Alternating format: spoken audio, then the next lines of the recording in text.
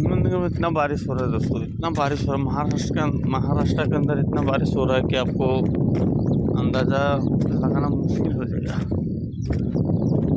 इतना ज़्यादा बारिश लिमिट से पार कर दिया। मगर दोस्तों एक खासियत है कि पानी आपको कहीं नहीं मिलेगा जल्दी रुका हुआ ज़मीन में, क्योंकि धरती पूरा सूख जाता है। क्योंकि पानी बिना सूखा हुआ है ना दोस्तों, इसकी वजह से बारिश कितना भी हो तो कोई फर्क देखो दोस्तों पूरा सूख गया इधर।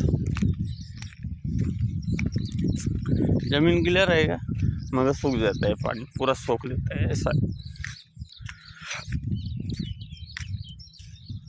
ये रहा दोस्तों हम लोग का प्लांट है, सिंग प्लांट है दोस्तों, एक एम्पू का प्लांट है।